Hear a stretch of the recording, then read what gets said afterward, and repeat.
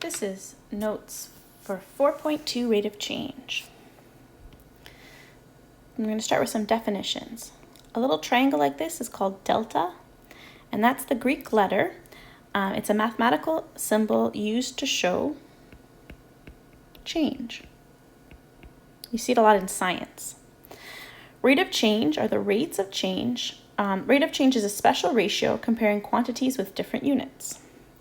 So we have the slope formula that we've used in the past, y2 minus y1 over x2 minus x1. If you want to talk about it in terms of rates of change, you have the change in y, so delta y, and over the change in x, delta x. And we see rates of change in everyday life. For example, you can see kilometers per hour is a rate of change. You talk about that when you're talking about how fast you're driving. Liters per kilometer, that's how much gas your car uses, is talked about in liters per kilometer.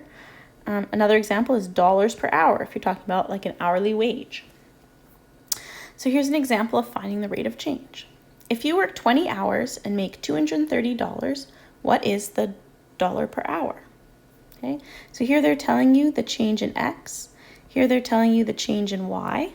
Okay, because dollars, they're telling you dollars is going on top, and we know Y goes on the top, and we know X goes on the bottom. So that's why we know that the money is the Y. So we have delta Y over delta X is dollars per hour, which is 230 over 20, $230 over 20 hours. So we get $11.5 per hour as our final answer. Another example. Between 2005 and 2015, the cost of a cell phone increased from $75 to $600. Determine the average cost increase per year. So here we have two different costs, Y1 and Y2, and we have two different times, X1 and X2. So we're going to use our formula, y2 minus y1 over x2 minus x1. We're going to fill in our numbers, 600 minus 75 over 2015 minus 2005. And we get 525 over 10, which becomes $25 per year. So cell phones have increased $25 per year. And now they're probably costing around $1,000 in 2020. Okay, so next, the rate of change on a graph is represented by the slope. In general, we put the values in the denominator along the x-axis, so this is here, and the values in the numerator along the y-axis, so that would be here. Determine the rate of change. So we know that if it's on this axis, it's going to be y. If it's on this axis, it's going to be x. Okay. Then on our graph, it doesn't have all the numbers. It's missing some numbers. But it shows us here that this is 100 and this is 0.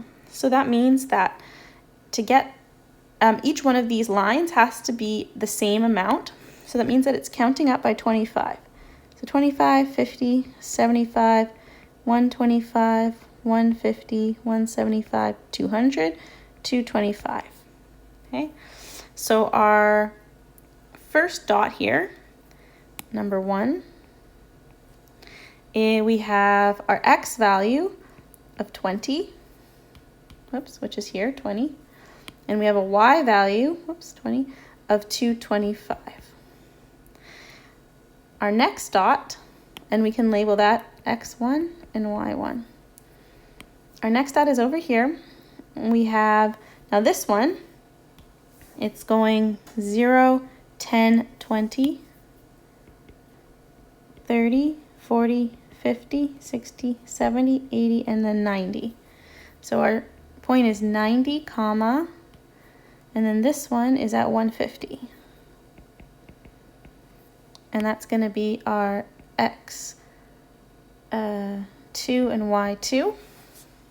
Okay, so our formula, y2 minus y1 over x2 minus x1, we can fill in 150 minus 225 over 90 minus 20. We get negative 75 over 70, and you're going to turn that into a decimal, so you get negative 1.1. And for the units, beats per minute, so I'll put that as BPM over, and down here is years, so YR for years. Okay. So now you're going to go to page 165, and you're going to do number 4, A to F. And then you're going to go to page 166. It starts and it continues on 167. And you're going to do number 8 to 10. Okay? And that's going to be part 1, and you'll come back for part 2.